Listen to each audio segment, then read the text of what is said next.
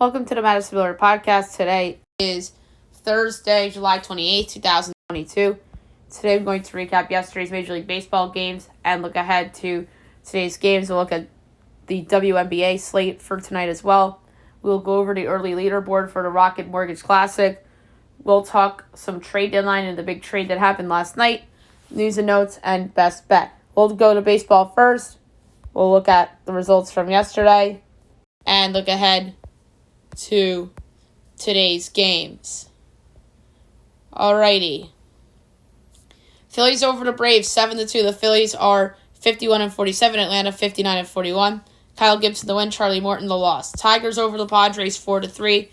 Tigers 40-59. San Diego 55-45.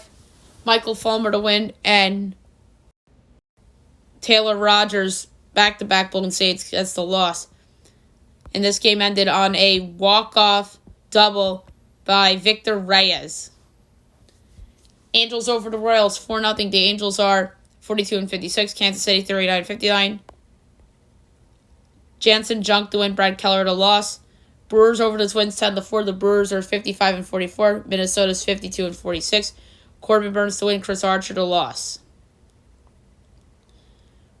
Rockies over the White Sox 6-5 on a walk-off single, 2 runs by Elias Diaz. Colorado's 45-54. Chicago's 49-49. Robert Stevenson's to win. Kendall Raven the loss. Dodgers over the Nationals 7-1 as the Dodgers bounce back. They have the best record in baseball now. 65-32. Washington is 34-66. Alex Vezia the win and Patrick Corbin the loss. Athletics over the Astros 4-2. Oakland's 38-63. Houston's 64-35. Cloverton the win. Christian Javier the loss and AJ Puke the save. Diamondbacks over the Giants 5-3. The Diamondbacks are 45-53. San Francisco's 48-50. Noe Ramirez the win. Logan Webb the loss and Mark Melanson the save. Mariners over the Rangers 4-2. The Mariners are 54-45. Texas is 43-54. Marco Gonzalez the win. John Gray the loss. And getting the save was Matthew Festa. Reds over the Marlins 5-3. Cincinnati 38-59. Marlins 46-52. Luis Castillo the win. Braxton Garrett the loss. And Hunter Strickland the save. Castillo probably his last start as a Red. Yankees 3-2 on a walk-off single by Starling Marte. Mets are 61-37. Yankees are 66-33. Seth Lugo to win. Wandy Peralta lost. So, actually, Yanks and Dodgers pretty much tied for the best record. The Yankees have just played 2 more games. Rays over the Orioles 64-10. Rays 53-45. Baltimore 49-49. Colin Pache the win. Jorge Lopez lost and Pete Fairbanks the save. Cardinals over the Blue Jays 6-1. This was my upset pick that I nailed on the podcast yesterday. St. Louis is 52-47. Toronto 54-44. Adam Wainwright the win and Kevin Gossman the loss. Guardians over the Red Sox 7-6. The Guardians are 50-47. Boston's under 500 or 49-50. Aniel De Los Santos to win. Tanner Houck the loss and Emmanuel Clace the save. Now I look ahead to today's games at 12:30 at the Marlins at the Reds. You don't have your starter up yet for Miami and going Graham Ashcraft. We're going to check FanDuel real quick and see if this game is posted, and it is. Reds are -136. The Marlins are +116. Over under 9.5. Over is -104. Under is -118. Marlins +1.5 is -170. Reds -1.5 is +140. I'm taking the Marlins +116. They're 49.9 according to ESPN Analytics, despite not announcing a starting pitcher, but I like the Marlins. Rays Orioles.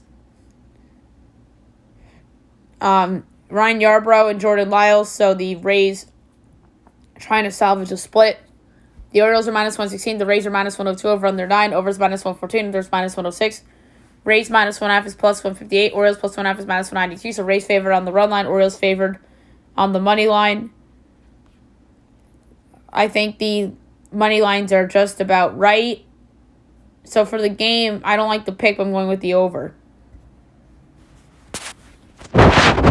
You have the Royals at the Yankees. Brady Singer and Jamison Tyone. Yankees minus 235. Royals plus 194. Over under 8.5. Overs minus 118. Unders minus 104. Royals plus 1.5 is even money. Yankees minus 1.5 is minus 120. Bounce back spot for New York, obviously. But I'm going with the under. Brady Singer's been pretty good for KC. And Tyone, I think this is a good matchup for him as well. Pirates, Phillies. Zach Wheeler and Zach Thompson. Phillies minus 194. Pirates plus 164. Over under 7.5. Overs minus 115. Unders minus 105. Phillies minus 1.5 is minus 120. Pirates plus 1.5 is even money. I'm going to go with another under here. Zach Wheeler has been awesome this year, and I don't think the Pirates can hit him. But this could go over because of the Phillies' offense. So, I'm going to change my pick to the over. I think the Phillies are doing that by themselves. Just had to talk myself into that one. Tigers, Blue Jays. Tyler Alexander and Yusei Kikuchi. Blue Jays minus 225. Tigers plus 188. Over under 9.5. Overs minus 104. Unders minus 118. Tigers plus 1.5 is minus 108. Blue Jays minus 1.5 is minus 111. I'm going with the over. Guardians, Red Sox. Tristan McKenzie and Cutter Crawford. So the Red Sox going for a split. Getting back to 500. Guardians minus 118. Red Sox even money. Over under 9. Overs minus 120. Unders minus 102. Guardians minus 1.5 is minus 134. Red Sox plus 1.5 is minus 162. I'm going with the Guardians at minus 118. That is so low. They're 70.3 according to ESPN Analytics, and they're only minus 118. Something's got to give. I love the Guardians. Mariners, Astros at 8 o'clock. Logan Gilbert and Jose Urquidy. Astros minus 144, Mariners plus 122. Over under 8. Overs minus 120. Unders minus 102. Mariners plus 1.5 is minus 164. 2. Astros minus 1.5 is plus 134. I'm going with the under. Two great pitchers here. 8:30 Dodgers, Rockies. Tyler Anderson and Jose Urena. Dodgers minus 15. Rockies plus 180. Over under 12. Overs minus 106. Unders minus 114. Dodgers minus 1.5 is minus 137. Rockies plus 1.5 is plus 114. I'm going with the under. That's a no-brainer. 9:30 Rangers, Angels. Spencer Howard and Shohei Ohtani. Angels minus 220. Rangers plus 184. Over under 7.5. Overs minus 106. Unders minus 114. Rangers plus 1.5 is minus 113. Angels minus 1.5 is minus 106. Overs the pick. Spencer Howard's just hot garbage. At 9:45, you have the Cubs at the Giants. Justin Steele and Alex Wood. Giants minus 146. Cubs plus 124. Over under 7.5. Overs minus 120. Unders minus 102.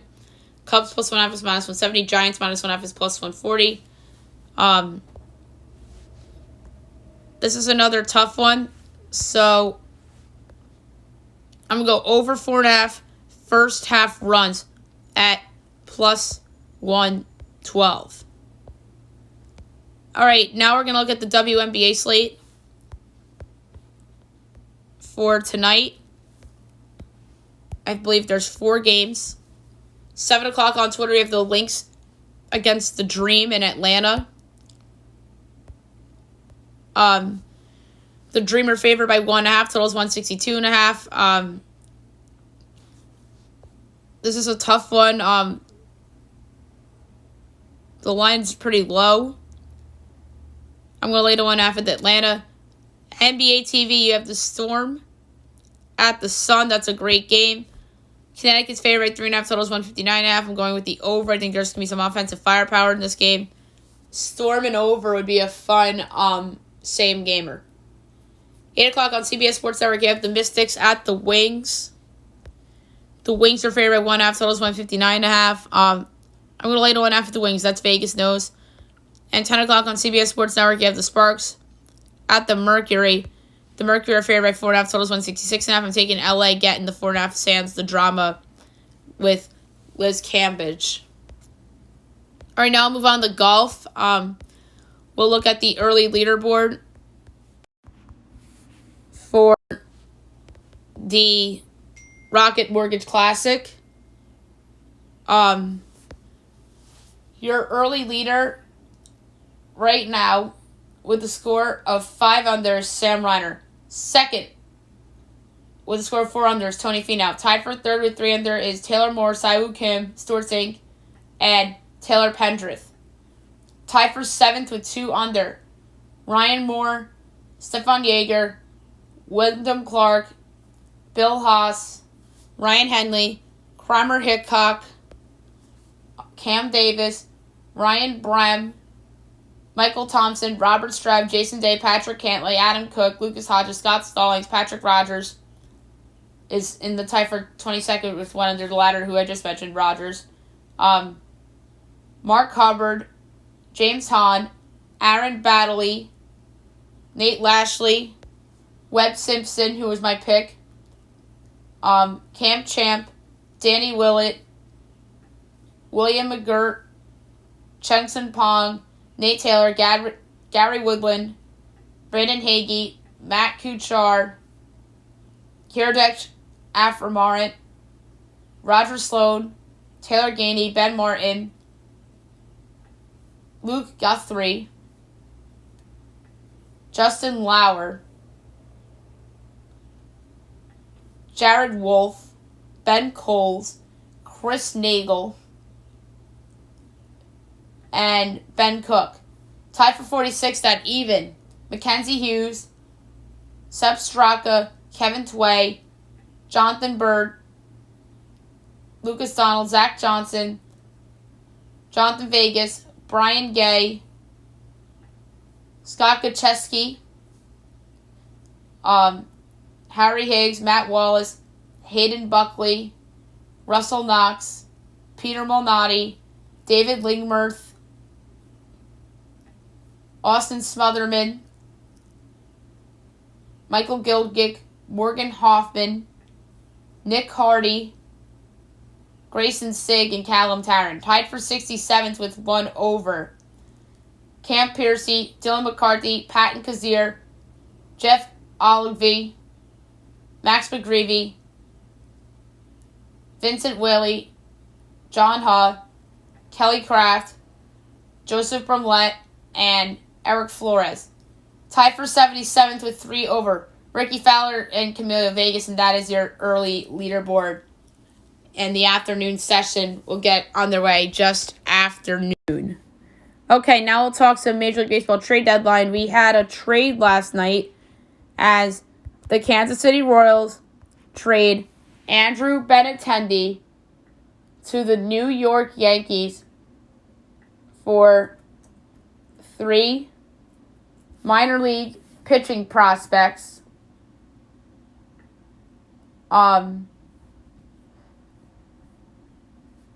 Those pitchers going back are right-handed pitcher Chandler Champlain, right-handed pitcher Beck Way, and lefty TJ Sycamore. All right. Yankees. This is a good trade. It's an outfield upgrade over Joey Gallo, who's been abysmal as a New York Yankee. They did not give up much to somebody who has a World Series ring in his career. Played well in big games. Has played well in Yankee Stadium throughout his career. He's hitting .323 on the season. He's somebody that doesn't have the power this year because he was playing in Kansas City. Now that he's going to be playing in the Bronx, expect his power numbers to shoot dramatically. I think he'll probably hit 5th or 6th in the lineup. Right now, with Stanton out, it'll probably be DJ LeMahieu, Aaron Judge, Anthony Rizzo, Gleyber Torres, Benintendi 5th. With Stanton back, he'll probably hit 6th. So, I think it's a good deal for the Yankees. I think Casey could have done better. I do. The best guy they got in that deal was Beck Way, who I think was like their 19th ranked prospect on MLB.com. So,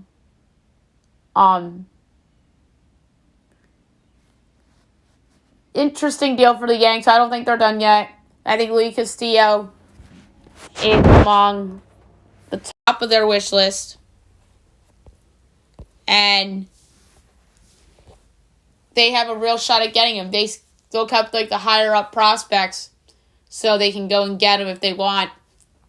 So you have that, and then they probably want to pick up a reliever as well. David Robertson of the Cubs comes to mind. David Bednar of Pittsburgh, Joe Mantiply of Arizona, one of those guys. Or I just thought of another interesting one. If they are trying to get rid of Joey Gallo, I wonder if Taylor Rogers does have 28 saves, so his ERA is 4.35. I'm trying to think of a reclamation project Wnba trade to send Joey Gallo away for a reliever that could be a reclamation project or something. But Rogers has 28 saves, so I don't know if he would be the answer to that question about a reclamation reliever. So it's a 3-for-1, and the Yankees gotta build on this. You can't just come away with Andrew Benintendi. As good as he'll improve the offense and give them depth, they need to make another move. And I think they will. I believe in Brian Cashman more than others, and I think he'll do it. He always comes through filling important needs at the deadline if necessary. He knows he has to get a pitcher. They've been interested in pitchers even before Luis Severino went down. And relievers even before Michael King went down. So, I believe in Cashman. I think he's going to do what's necessary to put this team over the hump and potentially win their first championship since 2009. Red Sox lose again last night. JD Martinez could be had. The Mets seem interested in him. The fact that the DH is in the National League now makes Martinez more of an attractive trade chip. We'll see who gets him potentially. I remember Arizona acquired him the 1 year and they gave up nothing for him. Absolutely nothing. And Detroit did so bad in that trade. The Orioles are unknown a little bit in terms of a buyer or seller. They'll probably be a seller because they know they're really not a contender. As fun as this team is, I think that Trey Mancini is a likely trade candidate. The Mets, I know, are interested in him. I've heard nothing on the Rays. I guess they're in play for Soto. Toronto's in play for Castillo, and they wanted Benintendi. And back to the Benintendi thing for a second, speaking of Toronto, when the Royals went there a few weeks ago, he was not vaccinated. He's going to get the shot. And I think that word spread out to the point that made more teams interested, including the Blue Jays, ironically enough. So the Yankees get him, don't give up much. It looks like he's going to get the shot. So Toronto's a little bit tricky for certain players, but they're going to do everything they can to try to solidify one of those wild card spots. The Central, you got to wonder if the White Sox are going to be a seller. That was just a terrible loss last night. That team's just so not fun. They're really lazy. They remind me of the Yankees from last year, except the Yankees last year turned their season around and made the postseason, and they had a 16-game winning streak in there, which really propelled them. And a couple sweeps with the Blue Jays and the Red Sox late in the season. But I think last year's Yankee team is better than the White Sox. But boy, did that team we overrate before the season. And the manager's just awful. He's past his prime. And the Phillies saw that with Joe Girardi, and look how they're doing. And we'll get to the at least in a second.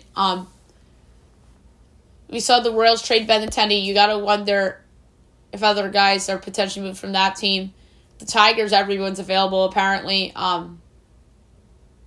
The Twins are in play for Castillo. They have the prospects to do it, but I just don't know who's going to top the Yankees offer. And then you have the Guardians, who yesterday sneaky tidbit from Jeff Passan that Shane Bieber's available, and whoever doesn't get Castillo might be willing to overpay for Bieber. It's debatable who's better. Castillo's been amazing this year. Bieber's been pretty good as well. So at least there's a second option for the people that miss out on Castillo. So we'll see about Shane Bieber. I don't think they're going to trade him right now. But if they do, they'll get a lot back. So we'll see. That's a big story in a couple days from now. The West, the Astros, they lose out on Benintendi. I think they need an outfielder. They really have failed to replace George Springer. It's just facts. I mean, yes, Pena's been great at shortstop, so I think they probably hit that one. I wouldn't say that's a home run prospect, but he's doing the job at shortstop. Trying to not replicate Correa, but he's doing a good job replacing Correa. So I'll put it like that. The Mariners, I think, will be a buyer. They're going to be in the Soto sweepstakes. They're going to be in the Castillo sweepstakes. Maybe that's a sleeper for Bieber. The Athletics are going to sell. Montas is going to be out the door. Paul Blackburn's going to be out the door. We talked about that yesterday. The Angels, I think Ohtani stays for the time being. But the reason why he's potentially on the market is because I believe he's a free agent after the end of the year. He could opt out.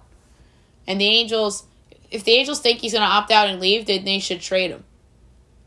And I think the Yankees should be in play for Ohtani because he fills their number 2 starter need, and I know they got Benintendi, so that pretty much takes up the DH spot. So I guess they're out because of the Benintendi deal. But the Mets should go for Ohtani too, because that, like I said, again, fills 2 monster needs on the team. Middle rotation guy and the DH. But again, I don't think the Angels will trade Ohtani. And then the Rangers, like I said yesterday, they're not trading Seager or Simeon. They want to build around those guys. I think John Gray can be had, though. National League East, we talked about the Mets a little bit. We talked about the Phillies a little bit. The Braves, they wanted Benintendi. They missed out. They want Castillo. Or they didn't play for Bieber. The Marlins, everyone's available except for Sandy Alcantara. So Pablo Lopez could be an interesting guy that gets moved. That could be a fallback option for the Yankees if they don't get Castillo, and that's okay. Pablo Lopez is a great pitcher. But I don't know how he'll fare in the AL East, though. That's the only issue. And I feel the same way about Castillo, but I think Castillo has more of a track record to handle it. So, we'll see. The Nationals, Josh Bell can be had. That could be something that the Astros can get, or the I don't know if they'll trade with the Mets. That'd be interesting if he were to be a Met. NL Central, the Contreras-Robertson package has been rumored to the Mets, which would be outstanding for them. I think last night proved that the Mets could use a reliever as well, because the Mets were lucky they swept the Yankees. If Giancarlo Stanton played, I think the Yankees win last night. They probably don't win the game on Tuesday, but they probably win last night if Giancarlo's in the lineup. Giancarlo owns the Mets. So I thought the Mets were lucky to sweep the Yankees a little bit. So it's going to be interesting to see what the Mets do, and they're under a ton of pressure. They're under just as much pressure as the Yankees, in my opinion. It's a hot take, but it's a take that I'm going to stand by because Jacob deGrom's coming back. You have Steve Cohen. You haven't won since 1987, which is a longer drought than the Yankees by a mile. And you want to just get the monkey off your back. So the Mets are just under immense pressure to do something, and the Yankees are already on the board with Andrew Benintendi. So we'll see how the Mets do here at the deadline as well. And I gotta be fair, the Mets did get Daniel Vogel back, which is a good ad, but they need more than Daniel Vogel back. It's like the Yankees have Benintendi; they need more. The NL Central, the Cardinals. People are talking about them as a frontrunner for Juan Soto. I don't think they have an offer as good as the Padres do. But you never know. Maybe they put Dylan Carlson on the table for Washington. The Cubs, we talked about the Robertson-Contreras combo. Kyle Hendricks could potentially be had too. Pittsburgh, I think David Bednar is going to be on the move. We talked about that already. Milwaukee, they need bats. I think Josh Bell would be perfect for them. And then the Reds are going to trade Castillo. We'll see where Brandon Drury goes. Tyler Mahle, I think, could be had. And then the West. You know the Dodgers are going to keep going for it. They go for every year. Last year was Scherzer and Turner. They traded for Mookie Betts before the season a few years ago. I think it was before the COVID season they traded for Mookie Betts. And they stole Mookie Betts. And they signed Freddie Freeman. They're always star hunting. You know they're going to be in play for Soto and Castillo. They're a team full of rock stars. It just has to come through. They're also they're not under as much pressure as the Yankees or the Mets, but they're under some pressure. They're still the Dodgers. And the Padres, to me, are the front runner for Juan Soto. If they put Abrams and Gore on the table for Washington, that's a done deal. But they need it. But the Nats need more than just those two players. But if you have those two as the headliners, goodbye. It's over. Juan Soto will be a Padre. So we'll see what they do. The Rockies are going to be a seller. I think their closer is going to be in play. Charlie Blackmon, maybe. Arizona Joe Mantiply, I think, could be had. But I think the most interesting team in the NL West from a trade deadline perspective is the San Francisco Giants. They're on a 7-game losing streak. They got swept by the Diamondbacks on the road. Get right spot at home against the Cubs. Maybe they win a couple games against them. So these next 5-6 days for the Giants are going to be very interesting. And maybe they're the team that unexpectedly becomes a seller, and maybe Carlos Rodon is traded, and maybe everyone not named Logan Wood could be had on the Giants. It's going to be very interesting to see what the Giants do. I think they're the most interesting team in the NL West from a trade deadline perspective. So we'll do more trade deadline talk on tomorrow's show, and now we'll move on to news and notes. So we talked about the Yankees getting Andrew Benintendi. We talked about how they're in on Castillo and Frankie Montas.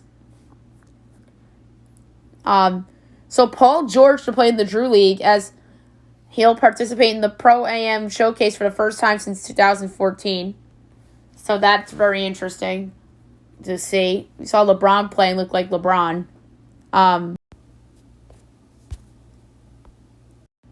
DK Metcalf is at training camp, but not practicing due to unresolved contract issues. So we'll see how that goes. So Mike Trout has a back contusion, and it's something that he may have to manage for the rest of his career, according to the Angels trainer. And Trout is not concerned about the condition of the long-term effects of the back thing for his career. So he's going to be out for a little while longer. Let's hope that he's back this season. Chiefs running back Clyde Edwards-Helaire off the PUP as he was taking reps yesterday. David Bakhtiari has his third knee surgery since tearing his ACL 2 years ago, and it's unclear if he'll be ready for the start of the season. That's a huge problem for the Packers.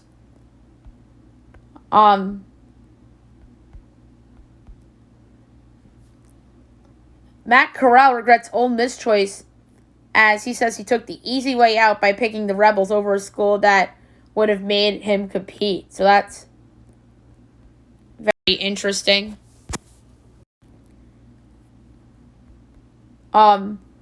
Speaking of the trade deadline, Mike Rizzo spoke about the Soto situation. He said he wanted to know who leaked Soto's offer. And he goes, we're not going to dilute the return in terms of the trade possibilities. And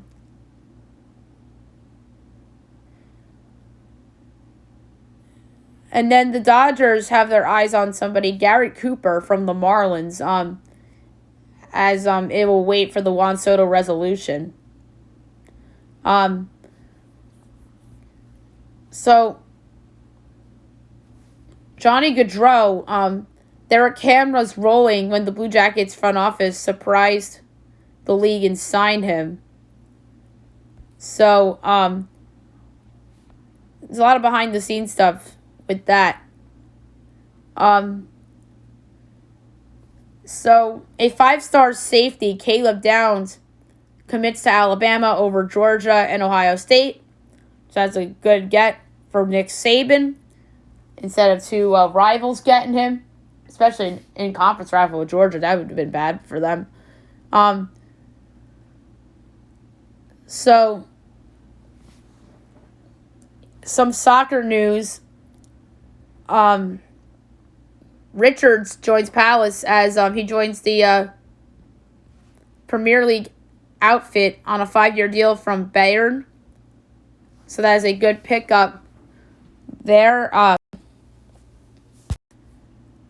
Bria Hartley out for the season with the torn ACL, so that's a big loss for the Connecticut Sun. And the big news of yesterday, the U.S. offers a swap for Brittany Griner as the Biden administration offers to swap a convicted Russian arms dealer as a part of an exchange for Brittany Griner. Let's hope this gets done. I've been saying it. The WNBA needs Brittany Griner. The Phoenix Mercury need Brittany Griner. America needs Brittany Griner. And it's sick that she's still in Russia.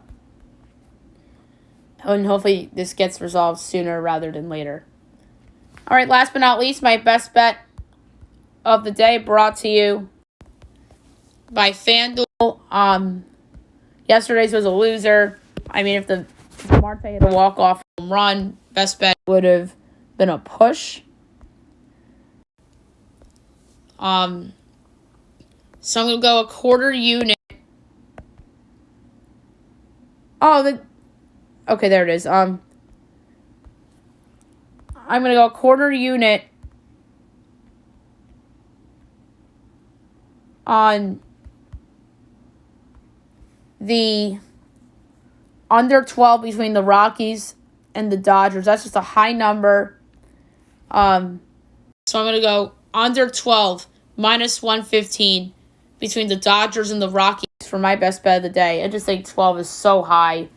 And Tyler Anderson's been pretty good for the Dodgers, so I think he can shut down the Rockies offense. Okay, that's it for the show. I'll be back tomorrow for the Friday show. We'll have to talk some MLS, and then we'll do WNBA and obviously Major League Baseball, more trade deadline talk, news and notes, best bet, golf, NASCAR, and much more. Hope you guys have a great day, everyone.